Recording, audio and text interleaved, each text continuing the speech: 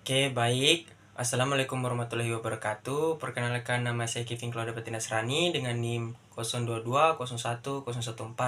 Di saat ini saya akan membawakan materi mengenai pemberian deferral pada anak. Oke, pertama-tama yang kita harus ketahui adalah thalassemia merupakan penyakit hemolitik herediter akibat gangguan sintesis hemoglobin di dalam sel darah merah dengan menurunnya atau tidak adanya sintesis salah satu rantai dan rantai globin lainnya. Oke, kita lanjut ke jenis-jenis thalassemia. Yang pertama ada thalassemia minor, yang kedua ada thalassemia intermedia, yang ketiga ada thalassemia major. Kita lanjut ke gejala thalassemia. Yang pertama ada muka mongoloid, lanjut gangguan pertumbuhan, kemudian yang ketiga pembesaran hepar dan limpa, lanjut lagi perubahan tulang, setelah itu pertumbuhan gigi yang buruk, setelah itu anemia berat, lanjut reflaksi tulang rahang.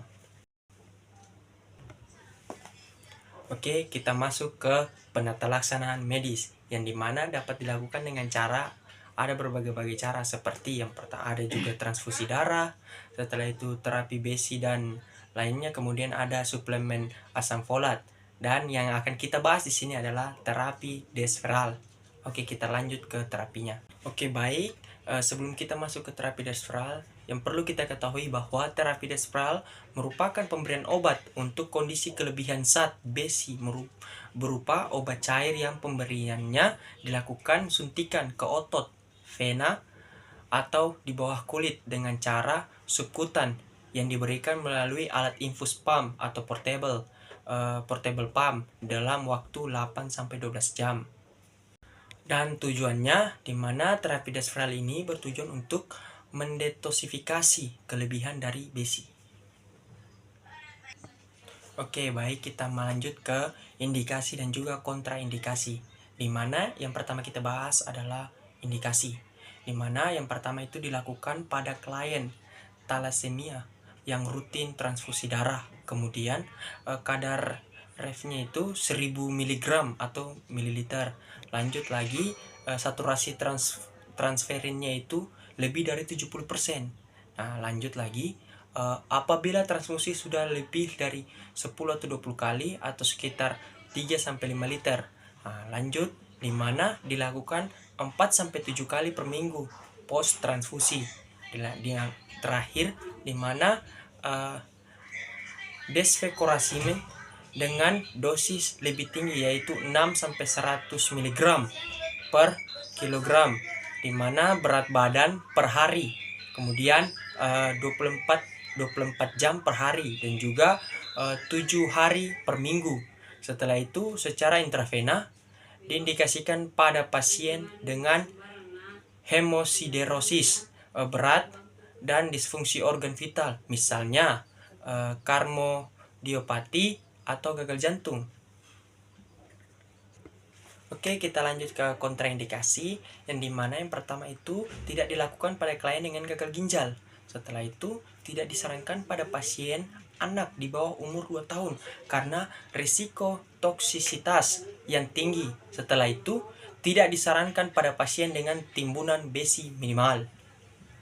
Oke, kita lanjut pada pemberian terapi deferral pada anak, yang dimana yang pertama itu dosis DFO yang diberikan pada anak kurang lebih 3 tahun 20-30 mg per kilogram BB per hari dengan monitoring ketat, itu dalam kurung ES sama dengan gangguan pertumbuhan.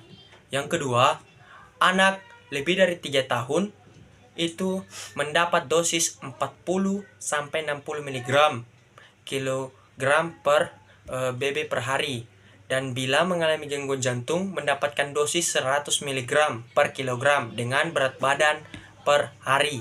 Lanjut ketiga, di mana rute pemberian injeksi subkutan menggunakan seringa pump selama 8-12 jam atau per 1 kali sehari sebanyak 5-7 kali pemberian dalam 1 minggu. Yang keempat, jika mendapat dosis 60-100 mg per kilogram dalam masa kurung berat badan per hari, maka diberikan via infus selama 24 jam berturut-turut setiap hari.